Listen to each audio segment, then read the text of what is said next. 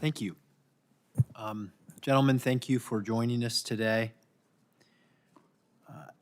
I know that you will hear from me what will be a broken record, that is, time is money. The faster we go, the more money we save, the more quickly we begin to improve life. You each have roles that impact the environment and the economy, and the faster we get to solutions on the problems that you are addressing, the better off we'll all be. If you take the previous 4 years, although the latest inflation numbers show that inflation is at a low for the past 5 years, but if you take the previous 4 years, the average inflation rate was 5%. That's a 20% cost increase over the previous 4 years.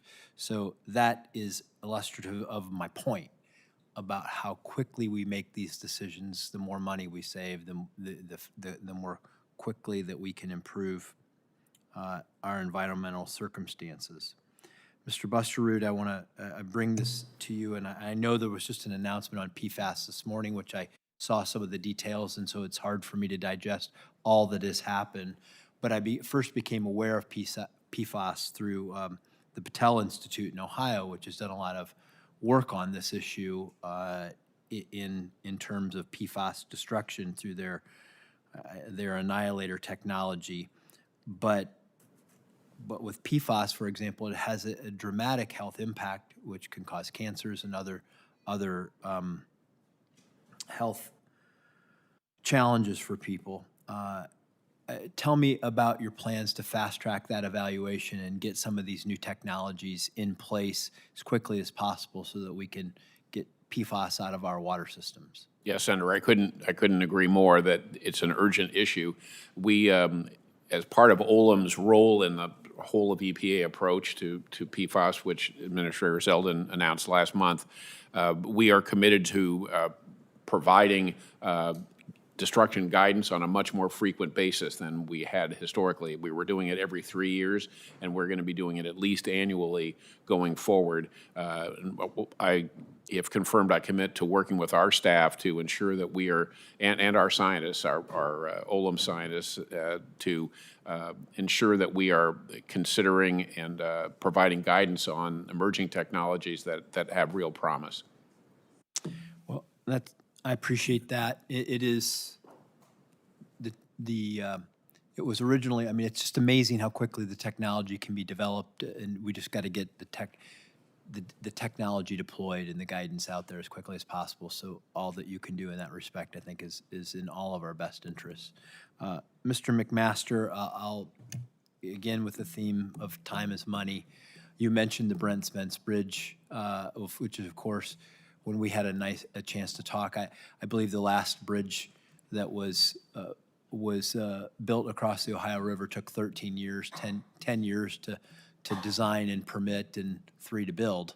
And so with all of these construction projects, particularly with bridges, can you just give us a sense of confidence and direction about what you're going to be able to do to improve the speed with which these projects get completed, and then what advice you have for us as this process moves along on how we can help you? Yes, Senator, I appreciate the commentary. I also appreciate you brought up inflation. I have that in my testimony.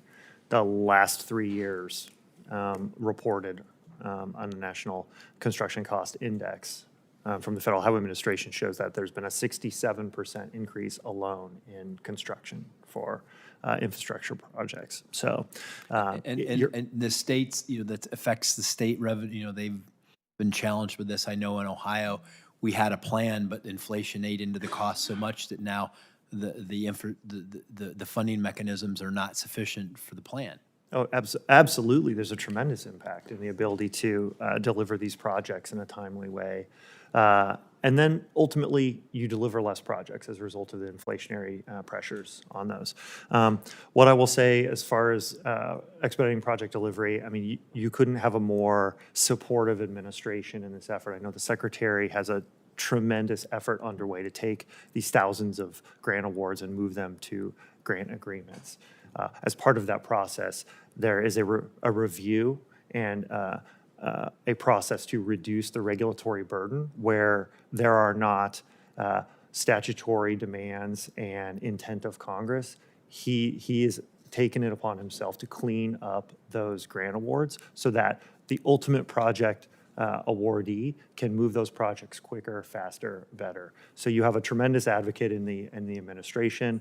Upon confirmation, I look forward to supporting his efforts strongly to expedite that backlog to completion and support you all as you consider additional opportunities for streamlining projects and accelerating project delivery under your reauthorization proposal. Great. Thank you very much. Sorry I didn't get a chance for you to give your speed, time is money remarks, but Chairwoman Capito, I turn it back over to you. Thank you, Senator.